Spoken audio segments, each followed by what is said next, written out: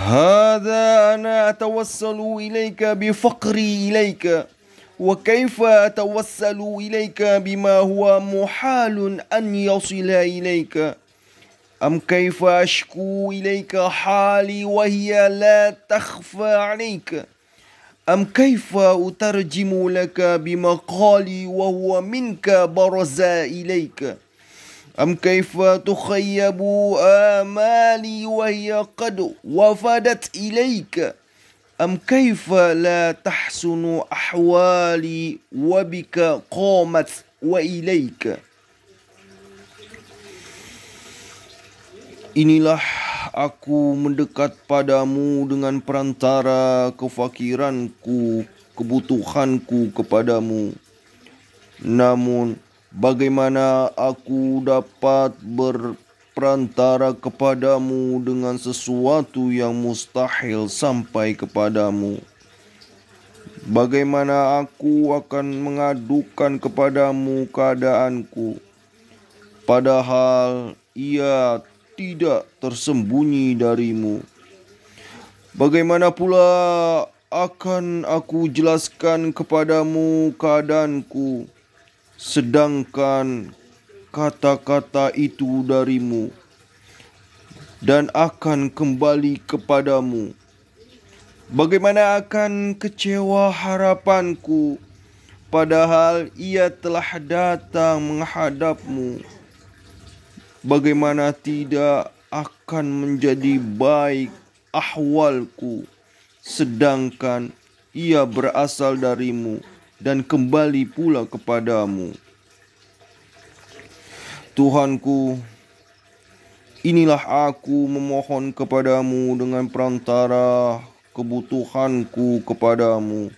Kujadikan kefakiranku sebagai perantara untuk memohon syafaat darimu agar kau menerima amalanku.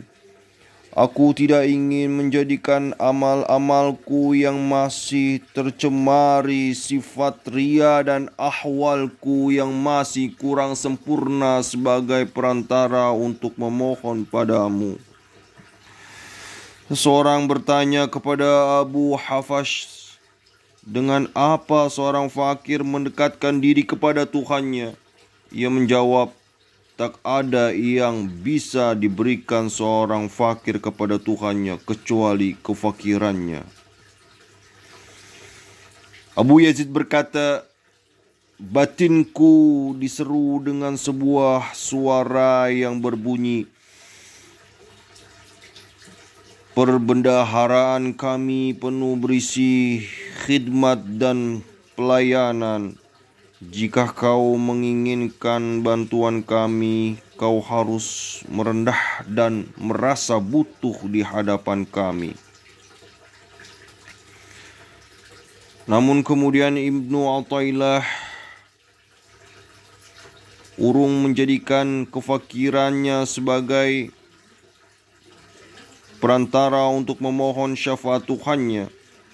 Ia berkata, bagaimana aku akan dapat berperantara kepadamu dengan sesuatu yang mustahil akan sampai kepadamu? Sesuatu yang mustahil bisa sampai kepada Allah yang dimaksud Ibnu Athaillah ialah kefakiran. Seakan ia berkata, jika kefakiran bisa dijadikan perantara wasilah untuk mendekatimu, aku akan bertawassul dengan kefakiran itu. Sebuah perantara tentu memiliki hubungan yang erat dengan sosok yang ingin ditujunya. Namun di sini tidak ada hubungan dan tak ada kesesuaian sama sekali antara kefakiran yang merupakan sifat seorang hamba dengan Tuhannya yang memiliki kekayaan yang berlimpah. Oleh sebab itu, ketika Abu Al-Hasan Asy-Syadzali menemui gurunya, Abdussalam, sang guru bertanya, wahai Abu Al-Hasan, dengan apa kau mendekati Allah? Abu Al-Hasan menjawab, dengan kefakiranku. Abdussalam lantas berkata, Demi Allah, jika kau mendekati Allah dengan kefakiranmu, pasti kau akan mendapatkan kehinaan yang besar. Tuhanku, bagaimana aku akan mengadukan kepadamu keadaanku, padahal ia tidak tersembunyi darimu. Pengaduan keadaan tidak bisa dilakukan kecuali kepada orang yang tidak mengetahuinya. Sedangkan Allah Maha mengetahui segala sesuatu dan tak satu pun yang tersembunyi darinya. Oleh sebab itu, Al-Khalil Ibrahim alaihissalam berkata, cukuplah bagiku untuk tidak bertanya ilmunya tentang keadaanku.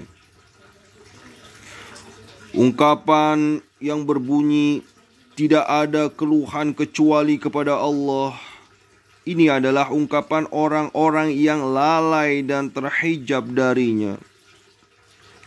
Tuhanku, bagaimana akan aku jelaskan padamu keadaanku, sedangkan kata-kata itu berasal darimu dan kembali kepadamu? Bagaimana aku akan mengungkapkan apa yang ada di hati kecilku, sedangkan kata-kata dan penjelasan itu darimu dan akan kembali kepadamu? Kaulah yang membuat lisan berbicara dan melancarkan pembicaraannya. Penjelasan tidak terjadi kecuali bagi orang yang tidak memahami kondisi sesuatu yang dijelaskan, sedangkan Allah Maha memahami segala sesuatu. Tuhanku, bagaimana akan kecewa harapanku, padahal harapan itu telah datang menghadap kepadamu. Ia datang menghadap seperti para utusan yang datang kepada seorang yang mulia. Tak ragu bahwa Allah Maha Mulia dan Pemurah. Dia tidak pernah mengecewakan hamba yang datang kepadanya. Oleh karena itu, hendaknya seorang hamba tetap yakin akan terwujud keinginannya walaupun ia tidak meminta dan berharap. Ketika kalimat-kalimat tanya ini menandakan adanya kekurangan pada diri Ibnu Athaillah, dan kekurangan itu tidak layak bagi seorang arif dan muhakkik karena berpangkal dari sikap memandang diri sendiri. Ibnu Athaillah melanjutkan ucapannya dengan berkata, bagaimana tidak akan menjadi baik kepada keadaanku, sedangkan ia berasal darimu dan kembali pula kepadamu. Dengan kata lain, bagaimana tidak menjadi baik keadaan lahir dan batinku yang berupa amal soleh, sedangkan ia berasal darimu dan akan kembali pula kepadamu, karena hanya kaulah yang menjadi tujuan dari amal soleh itu. Siapa yang berhasil meraih maqam ma'rifat, ia akan melihat semua ahwalnya, baik karena ia tetap berada bersama Allah dan mengembalikan semua perkaranya kepadanya.